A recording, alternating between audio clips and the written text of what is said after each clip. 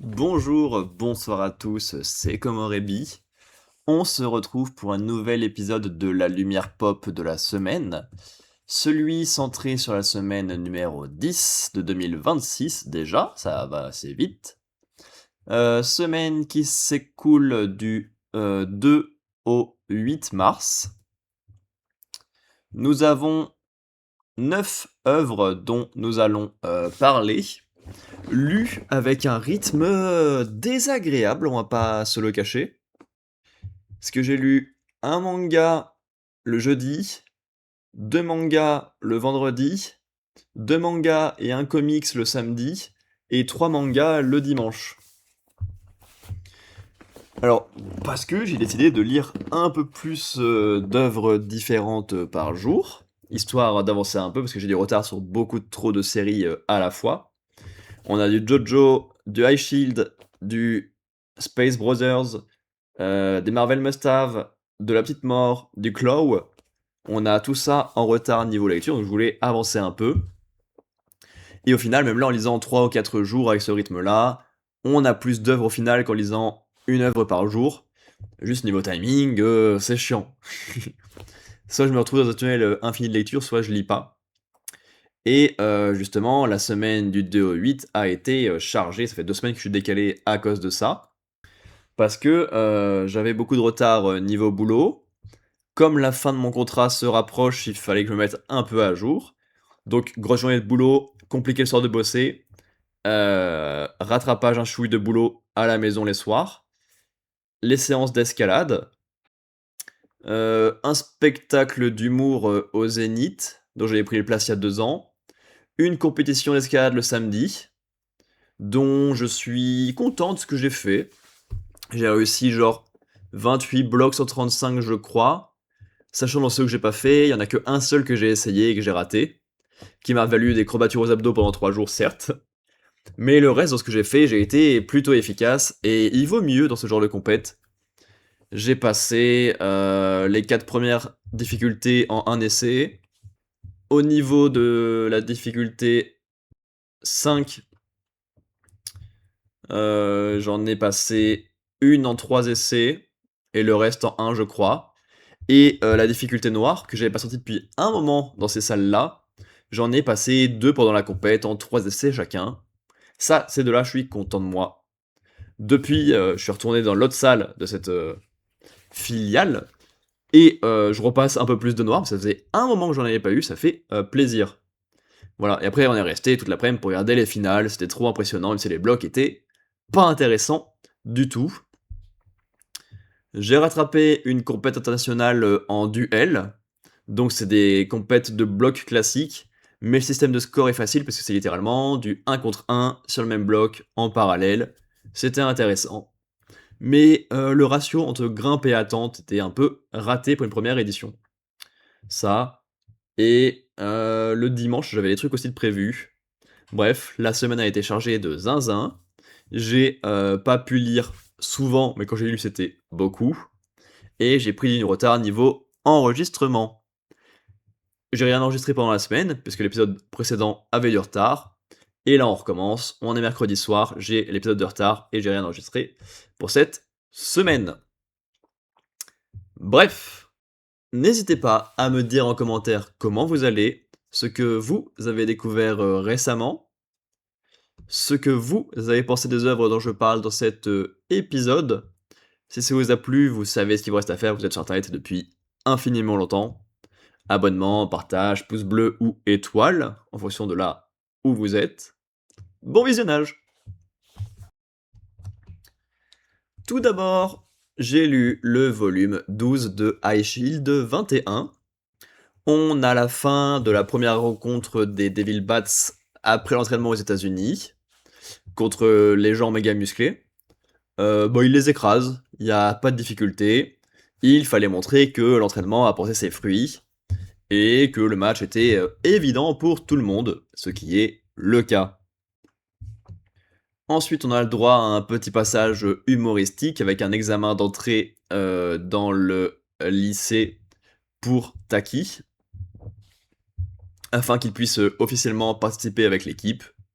Et il y a une pression parce que c'est un débile de fou. C'était rigolo.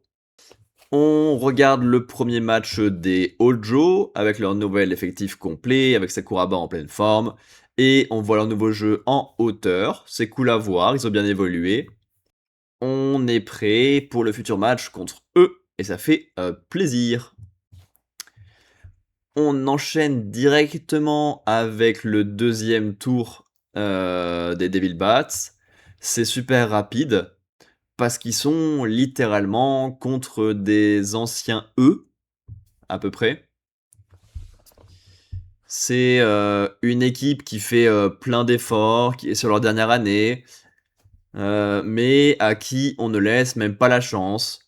Parce qu'on se dit, bon, bah, c'est pas une vraie équipe, ils sont pas brillants par leurs résultats. Donc on va mettre les gens les plus forts de chacun des autres sports de lycée, et bah, tenter notre chance avec. Ce qui est sacrément dur à vivre, et à un moment un peu dur pour le personnage inconnu qu'on découvre, et qui est le seul personnifié de cette équipe. La vraie équipe a le temps de jouer une action, c'est trop tard, mais au moins ils ont eu leur petite chance, et ont vu qu'ils avaient clairement pas le niveau. Même si du coup ça aurait toujours été mieux de les laisser jouer tout le long. C'est cool comme premier match. Ça raconte pas grand chose de plus sur les bats, mais le parallèle avec l'équipe adverse marche bien. Et enfin, le volume s'achève sur la présentation des prochains adversaires des Bats, qui va être leur premier vrai match du tournoi, avec les géants de Poséidon, qui sont immenses, vraiment immenses, et qui défoncent une légende qui était bien vendue juste avant. Voilà. Volume très chargé et très sympa, avec beaucoup de choses. Hein. Deux matchs très légers pour les Bats, pour raconter qu'ils sont devenus trop forts et qu'ils ont plus les mêmes difficultés qu'avant pour tenter leur chance. Un peu d'humour avec Taki, un peu de présentation du futur adversaire. C'est très correct, franchement, rien à redire, mais ça reste rapide, parce que même si c'est chargé, ça reste 4 gros blocs qui passent vite chacun. Ah, ensuite, j'ai lu le volume 18 de The Elusive Samurai, et c'était pas super. J'ai trouvé le volume assez compliqué à suivre. Déjà parce qu'on est revenu 10 tomes en arrière par rapport à la fin du manga qui vient juste d'arriver sur Manga Plus et que je lis toutes les semaines. Et 10 tomes en arrière, ça pique. Hein, généralement, c'est plus 3-4, on va dire. Peut-être un peu plus. Mais 10, c'est gargantuesque.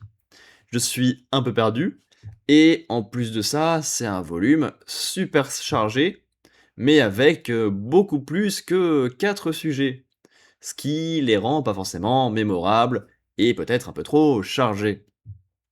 Et c'est dommage, parce que les éléments qui sont dedans, ils sont bons. Le problème, c'est juste qu'ils sont chargés et que ça fait un moment que je ne suis plus trop dans cela précisément. On a Shizuku, qui accompagne le personnage depuis un sacré moment, qui est prête à assumer sa véritable nature d'esprit pour aider son parti à avancer. Mais bon bah, son chef est un humain super, et fan de tous ses alliés, et donc préfère l'avoir en tant qu'humaine à côté de lui plutôt qu'utiliser ses pouvoirs magiques. C'est mignon, j'avais un souvenir de quelque chose de beaucoup plus gros et marquant que ça, par contre. Là, comme ça, en volume, c'est correct. Ensuite, il y a un long moment où on met en place les armées en les faisant tenir leur territoire chacun de leur côté. Et donc on voit beaucoup de généraux différents en même temps qui racontent pas grand-chose et qui sont juste beaucoup trop chargés. C'est dans l'idée pour laisser le temps à notre armée d'alliés que nous suivons de se préparer pour leur dernière bataille de cette guerre-là.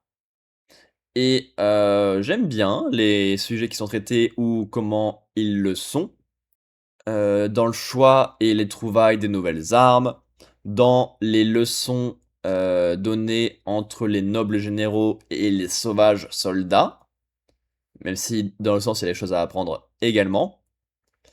sur le testament, parce que c'est littéralement, ce qu'il y a et ce qui est pas forcément rassurant pour la suite et sur une bataille de cailloux, tout simplement. Et ensuite, on arrive enfin à cette guerre finale, normalement contre la famille, Ko. Et il y a plein de trucs très cool, ça va vite, on passe de l'un à l'autre très vite, il y a plein d'éléments trop bien. Les bagarres sauvages, qu'on a vu juste avant avec les cailloux et les sauvages, mais qui sont utilisés dans un vrai contexte, et qui semblent pertinents. Un combat entre esprits, avec le côté humain qui a été rajouté au début du volume. Un combat hilarant entre sadiques, c'est vraiment des personnages stupides ces deux-là. Le contrôle mental, et par la bave, mais mental, de Takaoji sur ses armées. Le jeune Nita, qui se bat pour son clan, alors qu'il est très jeune, et qu'il est face à des ennemis de renom, qui ça marche bien. Tout comme le match retour contre Fubuki, qui est mieux maîtrisé. Ça reste son maître, il connaît ses coups, il sait gérer, ça marche bien. Et c'est dommage qu'il y ait eu autant de minuscules éléments, une longue partie un peu vide en tenue de territoire pour juste remontrer chacun des généraux et pas raconter grand chose sur eux, parce que ça fait un volume chargé, pas agréable à lire et avec une mauvaise note, mais avec plein d'éléments réussis dedans. Et le problème, c'est que Matsui fait beaucoup ça dans ce manga-là. Manga là. C'était pas vraiment les défauts de Neuro et de Assassin's Classroom, qui étaient dans des arcs dis déconnectés au début et donc assez mous, mais c'est des arcs un peu plus longs, au long cours, qui fait apparaître de vraies évolutions. C'est excellent. Là, on a que des arcs au long cours, une histoire qui suit de tout du long, et pourtant, on n'arrive pas à avoir de gros trucs mémorables. Et c'est dommage. C'est Ensuite, j'ai lu le volume 12 de Golden Wind. Plus ça va, plus j'avance, plus je me décide, sur mon classement, heu, de cette partie-là par rapport aux autres parties de JoJo, moins ça fera plaisir aux fans de cette partie et surtout, plus je comprends pourquoi j'avais à 100 oublié l'animé. Ça, aucun souci là-dessus. Bref, fin de l'arc dans l'avion, avec ce morceau de cadavre qui les attaque et qui les, défonce. Et justement, on a, tout le monde qui est en morceaux et blessé. Et Blono qui décide d'abandonner Trish toute seule dans le compartiment. Alors, oui, il croit qu'on s'est débarrassé de l'ennemi, mais peut-être que laisser ta protégée toute seule, quand tout le monde est mortellement blessé, c'est pas des plus malins, hein. Je sais pas, je pense. Mais c'est pas grave, parce que c'est le moment où Trish dévoile et utilise son stand pour la première fois. C'est-à-dire que elle a l'esprit pas forcément combatif parce qu'elle a peur de fou, mais l'envie de bien faire, l'envie de sauver la main de Giorno pour sauver son pouvoir et littéralement sauver tout le monde derrière, l'envie de s'en sortir, l'envie d'être avec l'avion, mais que le duel est guidé à 100% par le stand. Parce que c'est le stand qui lui parle, qui lui explique quoi faire, qui lui dit comment affronter l'ennemi, qui lui dit qu'il faut se cacher, et tout ça. Ce qui ne rend pas le personnage de Trish et son pouvoir des plus passionnants. D'en avoir fait deux entités distinctes, une qui a le cœur, et l'autre qui a le cerveau, dira-t-on. Trish n'écoute pas tout le temps, mais c'est pas suffisant pour rendre ses actions elles-mêmes mémorables. Le combat a des moments cool, hein. C'est sur la lenteur, c'est contre un ennemi qui n'existe pas vraiment, c'est dans la sauvegarde d'un bout de son allié. La fin est super malin pour contrer un stand invincible et incontrôlé, même si elle est illisible dans son action, c'est un des problèmes que j'ai avec cette partie. Il y a plein de dessins que j'ai du mal à comprendre. Je sais pas si c'est parce que c'est toujours une des premières éditions et que c'est une vieille impression, ou si c'est juste que c'est un peu cette transition de dessin entre le style un peu dur des premières parties et le style plus lissé des dernières. Mais waouh, ça en est une où j'ai du mal à lire, vraiment. Bref, donc très mitigé, sur cette partie dans l'avion et derrière, on découvre le personnage de, Doppio, qui est un des gardes rapprochés, du chef de la Passione, mais bah, on nous crée un suspense, évident, pendant 2 secondes. C'est-à-dire qu'on nous montre, le chef, dans l'ombre, qui dit: «Hey, je vais agir là» et après il y a une mini transition et on retrouve, Doppio en pleine ville. Du coup, c'est pas subtil, subtil, dans la création de son identité. D'autant plus que il joue un peu sur le suspense avec ça. Genre, Doppio normal, puis on découvre qu'il a 2 caractères, 2 physiques différents. C'est hyper fun visuellement, mais tu en mode: «Oui, arrête de faire le suspense, on sait que c'est le chef, on n'est pas con». Mais, le personnage est plutôt rigolo. Doppio, caractère, gentil et discret. Le chef, caractère, violent. Les 2 qui discutent ensemble par n'importe quel téléphone interposé. Ça marche bien. Le problème, c'est quand Doppio, sans le caractère du chef, fait des actions violentes ou héroïques. Ça colle pas tant. Et un duel entre le dernier assassin et lui, se lance et il a du potentiel. Doppio voit les actions futures où il comprend pas comment il se fait déchiqueter la gueule, doit les subir pour analyser et comprendre, c'est dur, ça marche bien. À voir le reste du combat, mais pour l'instant, tout ce qui se passe dans le volume, c'était du bon, mais avec de gros points faibles. Donc assez justifié, un B. Ensuite, j'ai lu le volume 31 de Blue Lock.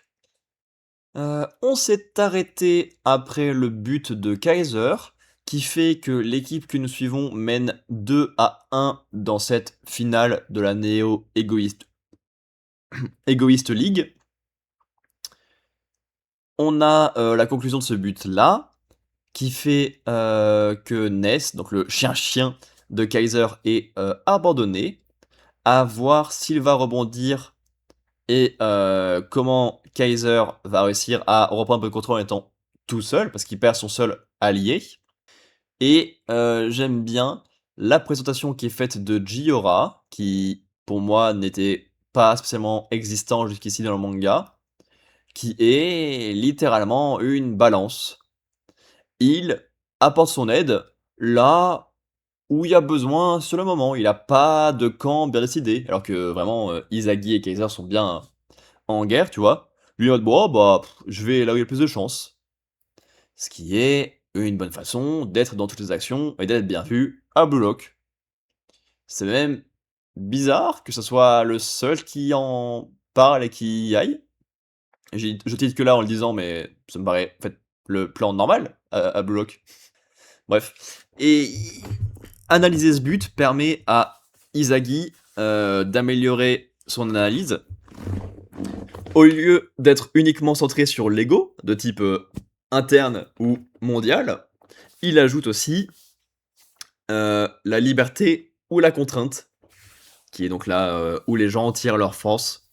Ça fait un beau carré. On a 4 zones différentes maintenant, et il met un peu tout le monde dans des boîtes pour essayer de comprendre. Mais le gros du match est sur le personnage, le gros du tome est sur le personnage de Rin. Celui-ci suit Izagi qui essaye de comprendre et d'évoluer avec sa nouvelle analyse. Rin arrive et le bouffe. On a un long moment de pierre feuille ciseaux avec chacun un seul des items.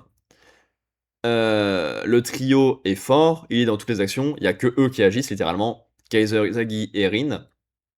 Et tout le monde en annule un autre, ça marche bien, c'est cool. Il faut que quelqu'un évolue pour débloquer ça. Et justement, c'est pour Rin. Celui-ci est fan de monstres destructeurs qui veulent tout détruire, qui se donnent à fond, quitte littéralement à en mourir. Et il décide d'appliquer ça. Il est terrifiant. Il a des fantômes qui le poursuivent, surtout celui de son frère, qui est malheureusement immense pour lui. Il se donne très fort, est prêt à tirer même en fonçant dans les gens, littéralement gagner quitte à en mourir, se détruire, détruire les autres. Il est un peu foufou. Et surtout, on a un gros passage où il annule son propre but assuré pour aller plus loin dans ses schémas de jeu, dépasser ses attentes et celles de ses fantômes. Voilà. Volume qui va vite, hein. On a un chouï d'analyse, on a un chouï de trio bloqué où il n'y a que eux qui agissent, on a un chouï de Rin en monstre qui possède tout le terrain, qui peut marquer de fou, qui refuse pour aller plus fort, va encore marquer en forçant la rivalité avec Izagi pour que quelqu'un dépasse ses fantômes et veuille se détruire avec lui pour le pousser encore plus loin, pour le forcer à éveiller Charles, qui est son soutien le plus proche, et pour faire un but qui est littéralement impossible dans l'idée. Et selon les personnages, Rin commence à peine à s'éveiller pour la première fois depuis le début du manga. C'est un rival qui a du niveau, qui marche bien. Il est évidemment très abusé dans ses caractéristiques de méchant, là pour le coup. Mais en même temps, c'est un caractère à l'opposé du carré d'analyse d'Izagi, ça marche bien. Et pour le dernier but, on a les prodiges de chaque équipe qui entrent en scène. Et surtout, on a Igaguri, je crois qu'il s'appelle que ça, le bonze, qui n'a rien fait depuis le début du manga, et qui est toujours là. À voir où cela va nous mener. Et en vrai, en parution hebdomadaire, le match était sacrément long, sa grand-mère. Et là, ça doit déjà faire 4 volumes déjà. Et il en reste un ou deux. Et pourtant, lisant tome par tome comme ça, bah ça marche bien et c'est pas relou. C'est fort. C'est plus aussi bien que quand on avait des vrais trucs d'élimination directe comme avant, mais c'est clairement pas le pire de cette néo-égoïste ligue. Je prends. Ah.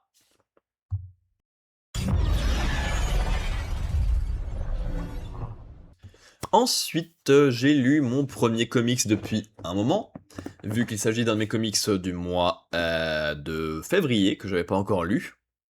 Et c'était pas bien du tout. Largement ma pire lecture de la semaine de très loin. Ouh, c'était pas bien. Le volume en question étant celui sur la X-Force, sous-titré Sexe plus violence.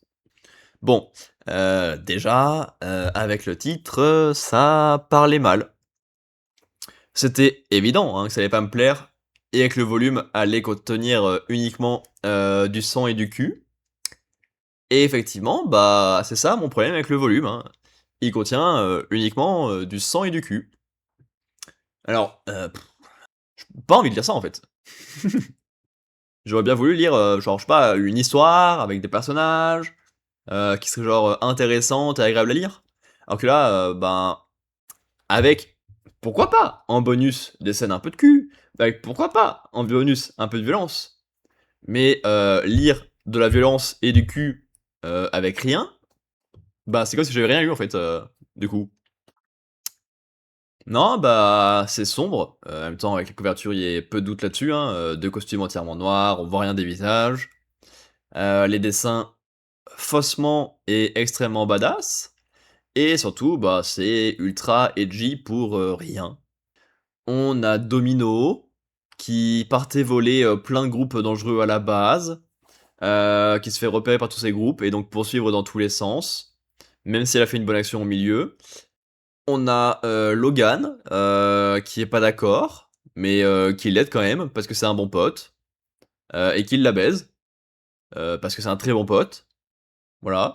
Les deux personnages sont poursuivis par plein de gangs différents qui rassemblent des mecs balèzes, qui sont des vieux ennemis qui traînent de plein de séries différentes. Bah, les combats sont inexistants et ils racontent rien. Soit ils se font défoncer en une seconde, soit c'est dans une grosse bataille générale à la fin. Et ben, ils gagnent. Ils vont dans la gueule de l'ennemi, ils sont en danger. Il y a tous leurs potes de l'X-Force qui ont rien raconté depuis le début parce qu'ils sont pas là, qui arrivent et qui aident à gagner en une seconde. et au final, je ne sais pas quoi faire de ça. En quoi ça fait partie des 122 histoires essentielles à avoir de Marvel. En quoi ça apporte quelque chose aux comics en général ou à ceux de la X-Force. En quoi ça apporte quelque chose aux personnages présents dedans.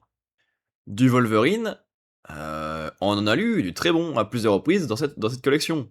Là, Wolverine, oui, il est violent, oui, il survit, oui, il baisse Domino, mais pas d'accord avec elle. Et Domino, pour l'instant, je l'ai vu nulle part ailleurs, et ça fait pas. Enfin, je l'ai vu dans Deadpool 2, le film, mais ça donne pas envie d'en voir plus, là, je vous avouerai. J'ai passé un mauvais moment, et j'ai rien à dire, c'était vide. Ils se sont lancés dans une quête sans intérêt, juste parce qu'elle a fait une bonne action au milieu de plein de mauvaises. Elle est aidée par quelqu'un qui est pas d'accord. Ils baisent, évidemment, parce que comment tu racontes une histoire si les personnages baissent pas entre eux? Mince alors. Et voilà, il y a des combats violents, mais qui racontent rien, parce que aucun personnage n'existe. Je ne sais pas quoi faire de ça, et je conseille absolument pas. C'est un mustn't have. Allez, CD, ça dégage.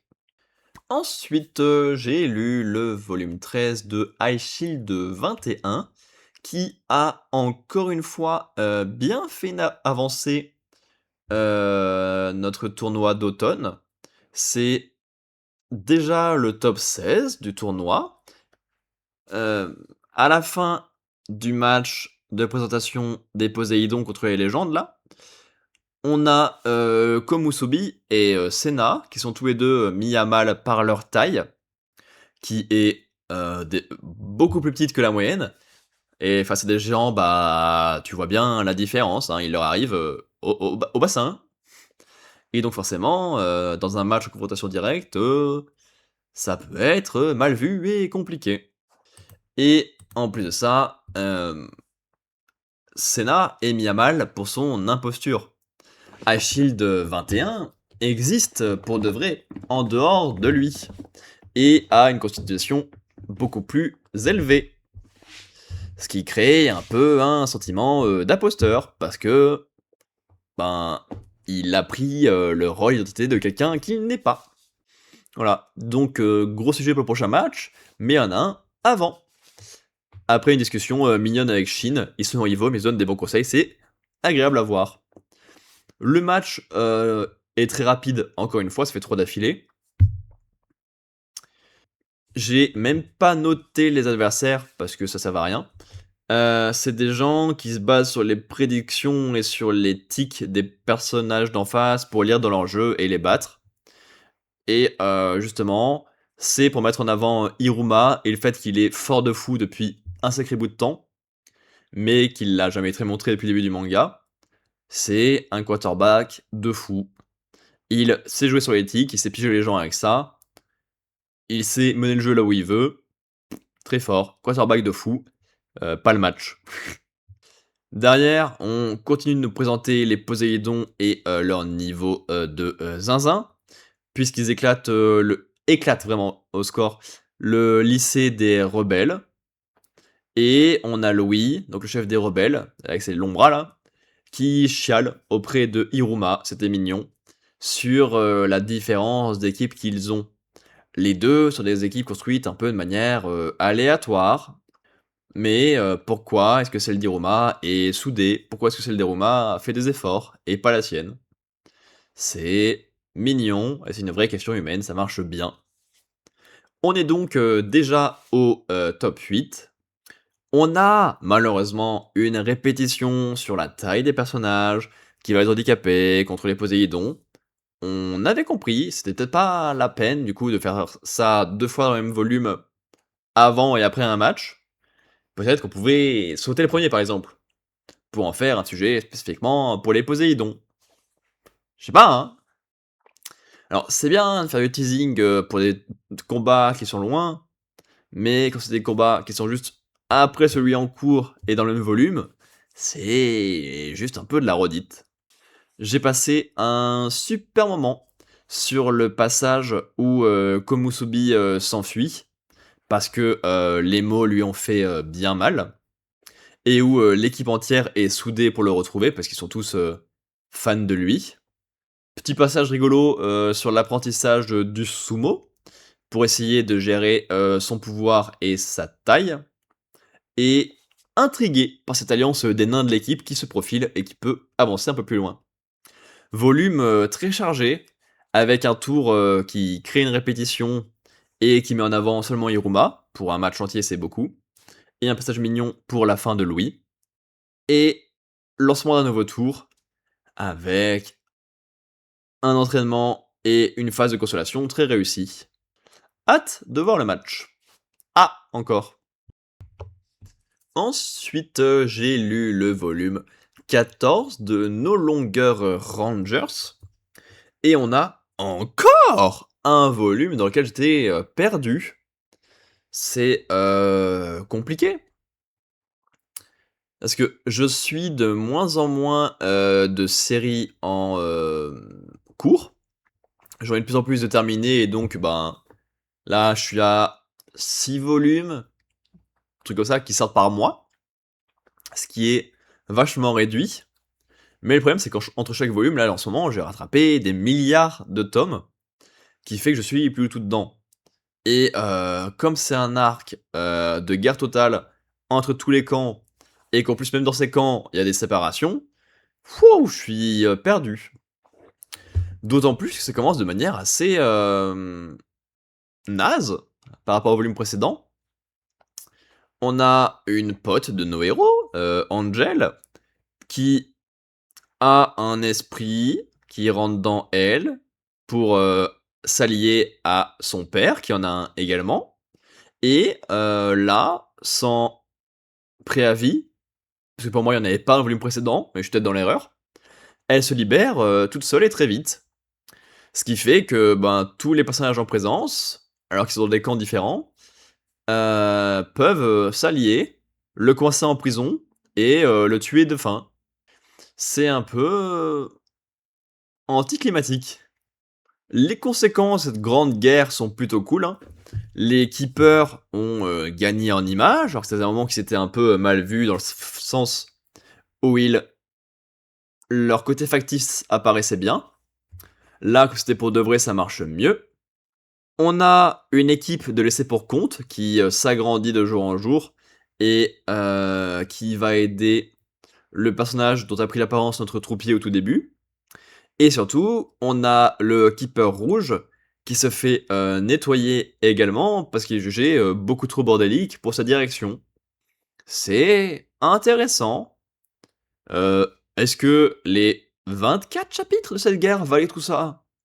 Je suis pas sûr, d'autant plus avec cette fin-là, mais les conséquences sont plutôt cool. Je ne vois pas où le manga va et combien de temps il va durer, parce que là on vient de battre la longueur de 4 essentiels quintuplets, et je pense qu'on en a encore pour un sacré moment. Ellipse temporelle, je m'attendais pas à ça dans ce manga. On suit le Keeper rouge, oui, celui qui vient de mourir, parce qu'évidemment, on a le super coup très intéressant, parce qu'évidemment, c'est des tropes qu'on a trop envie de voir, du mec qui meurt, mais en fait, il est pas mort, parce qu'en fait, il est amnésique. Ça, c'est intéressant, non? À voir ce qu'ils en font, parce que c'est quand même un sacré personnage de merde, avec un caractère de merde, qui a fait souffrir v'là du monde. Mais là, il s'est fait dégager par sa hiérarchie, parce que bah, il est mal vu par tout le monde, même ceux techniquement qu'il a arrangés. Et d'autant plus, il est recueilli de manière très bienveillante dans un bidonville de merde, directement face aux conséquences de ses actes. La ville est réparée, mais le bidonville autour est encore plus grand et encore plus naze. D'autant plus en comparaison. J'ai eu peur qu'on ait le droit à un deuxième trope évident. On nous dit qu'il y a un méchant caché dans le bidonville. On a le Keeper rouge qui est connu, mais dont il a oublié son identité, qui est recueilli par quelqu'un d'hyper gentil. Tu te dis, ah, bon, c'est évident du coup qui est le méchant caché. Mais finalement, c'est bien construit, on a une bonne surprise. La personne qui l'a recueilli lui en veut, mais c'est pas tout à fait ce à quoi on s'attend, et c'est intéressant. Je comprends pas trop, parce que ça parle de scénario et de faux trucs, mais du coup, il y avait une émission avec des trucs faux, et il y a quand même des vraies attaques, et ils sont au niveau pour faire les vraies attaques. Il y a un truc dans la construction globale et basique du manga que j'ai pas compris. Et au volume 14, c'est un peu chaud. Voilà. Et c'est intéressant de voir le Keeper rouge, bon, amnésique. Il a une image de fou dangereux pour tout le monde. Les gens s'en servent un petit peu. Mais il est prêt à aider, à se sacrifier un peu et à sauver du monde avec les nouveaux Rangers qui sont créés récemment. Parce que il a une dent contre la hiérarchie. Il voit que le monde pue bien la merde. Il veut aider les gens qui l'ont sauvé. Il accepte la vengeance et la colère, même sans être au courant de ce qu'il a fait. Ça peut être intéressant. C'est peut-être une voie de sortie un peu facile. Parce que là, oui, pour l'instant, il souffre physiquement, on se venge sur lui. Ok. Mais le moment qui sera intéressant et le point de bascule, c'est quand il y aura ses souvenirs et qu'il devra affronter mentalement ce qu'il a fait plus tôt. Voilà. Non, mais la série a du potentiel, hein. Les nouveaux Rangers qui sont en underground face à la société qui est de pire en pire et qui cache tout ce qui va pas. Les deux franges de société. L'équipe verte qui est aussi son camp à part. Il y a beaucoup de choses dans tous les sens, ça va être chargé la suite, mais ça peut être très bon. Pour le coup, là c'était un poil trop chargé. Pour un retour après un bon moment comme ça. C'est. Ensuite, j'ai lu le volume 13 de Golden Wind. Golden Wind. On a la suite de l'affrontement entre le boss et le dernier des assassins. Le combat est plutôt malin et ça fait plaisir de pas voir un de nos personnages habituels mis en avant. Parce qu'on a fait le tour, je pense, de leur combat. Parce qu'ils sont que 3 à avoir été utiles en combat. Donc forcément, on a vite fait le tour en 12 volumes. Donc, gros passage de tentative de compréhension entre les prémonitions qui sont terrifiantes et qu'il faut accepter quand même, entre les premiers éléments sur le pouvoir, qui permet de se cacher, de faire apparaître du métal dans le corps, de déplacer des bouts de corps. Donc il y a beaucoup d'actions possibles et c'est intéressant à analyser et à essayer de contrer. Et j'aime beaucoup le final dans l'utilisation du troisième camp qui arrive, qui est donc nos héros, et eux ils utilisent donc Aerosmith en tant qu'arme l'un contre l'autre, parce qu'ils connaissent leur pouvoir tous les deux, et se le font bouffer l'un l'autre, c'est rigolo, ça marche bien. Beau combat, belle fin pour les assassins, et on va être prêt pour lancer la partie finale, maintenant qu'on est que face au chef. Chef qui du coup malheureusement efface complètement Doppio, qui le rend inutile et pas très intéressant. Euh, on perd un nouveau personnage principal, il mène sa mission à bien, son seul pouvoir depuis le début c'est de donner des infos, il donne la dernière et ultime info, celle qu'il faut, ce qui le félicite, parce que ben c'est son rêve de policier, de pouvoir lancer de grandes enquêtes et faire tomber des choses. Il mène sa mission à bien, il est content, sa fin en elle-même est bien naze, parce que ça va être bien vite et bien d'un coup. Donc nos héros ont deux gros coups agréables à jouer. Ils ont l'information du visage du boss, et ils ont un allié inconnu qui les appelle et qui les attend au Colisée. Mais ils ont également deux soucis qui arrivent, deux tueurs qui sont appelés par le boss et qu'il libère, dira-t-on, parce que même lui, il les utilise jamais, parce qu'ils sont beaucoup trop dangereux, et là, il leur a dit, allez, plein pouvoir, donnez-vous à fond, je viendrai à la fin pour nettoyer les dégâts. Et justement, il commence son attaque directement en tabassant tous les civils de la zone d'arrivée de nos héros, parce qu'ils ont un pouvoir de sacré connard, faire de la moisissure sur les gens, qui les détruit et les fait fondre dès qu'ils descendent. Donc pouvoir très cool, qui aurait pu donner un long moment d'incompréhension et tout ça. Et le pouvoir et compris en une seconde par Giorno. J'adore les JoJo qui sont omniscients comme ça et qui réussissent tout en une seconde. C'est vraiment les plus intéressants. Est-ce qu'on entend je suis méchant avec cette partie? Même quand c'est des volumes que j'ai appréciés. Parce que les combats est malin, parce qu'il y a une grosse avancée, parce qu'il y a des alliés, parce que les ennemis, les 2 derniers sont plutôt cool. Ils ont une bonne relation, ils sont dangereux.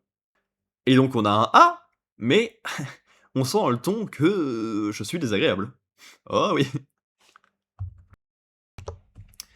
Et enfin, après 1 heure d'enregistrement, ça va, je pense que ça serait plus long, j'ai lu le volume 14 d'Ice 21. Le match entre les Poséidon et les Bats se lance enfin. On découvre un peu plus le personnage de Mizumachi, celui qui faisait le malin sur la taille de Komusubi. Il est très cool. C'est une machine dans tous les sports, il est monstrueux, par instinct, il a un physique de dingue et s'en sert extrêmement bien.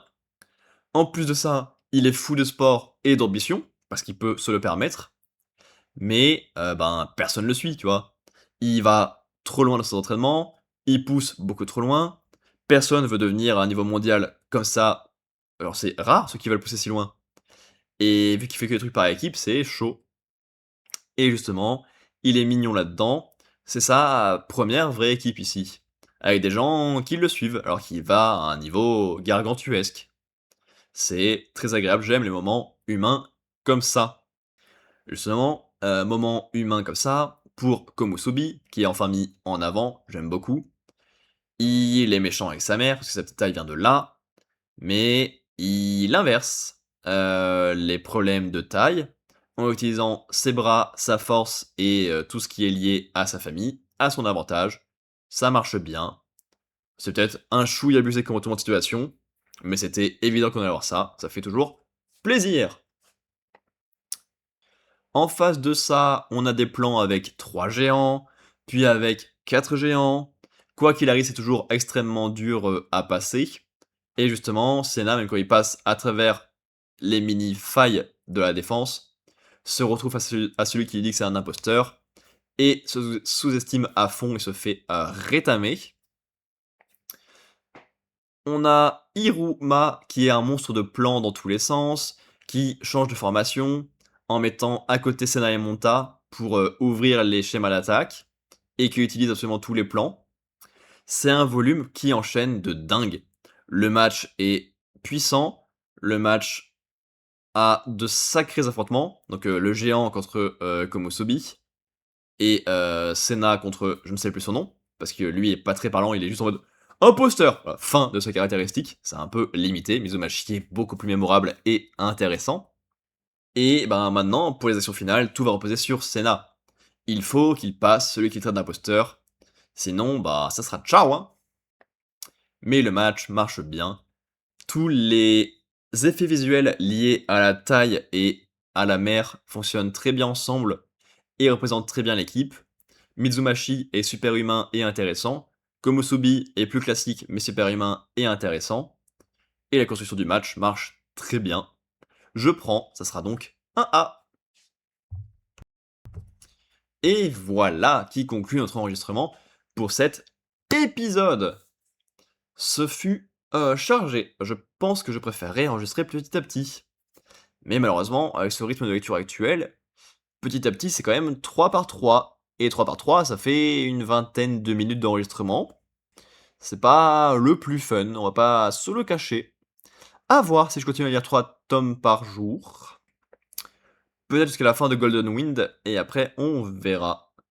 En plus, on aura la fin de Golden Wind et des Marvel Must-Have en même temps. Donc là, on pourra repasser à 1 ou 2. Pour qu'on se rapproche des 9 ou 10 mangas par semaine, comme on a actuellement, tu vois. Mais sans faire 3 x 3. On a plutôt 4 x 1 et 3 x 2. Le calcul était long là. Bref, j'espère que l'épisode vous a plu.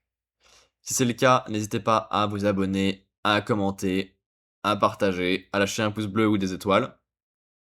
Dites-moi en commentaire comment vous allez, ce que vous avez découvert récemment, et ce que vous avez pensé des œuvres dont je parle dans cet épisode. On se retrouve dimanche prochain, 15 h pour l'épisode de la semaine 11 de la lumière pop de la semaine. D'ici là, portez-vous bien, faites-vous plaisir, à comme bientôt!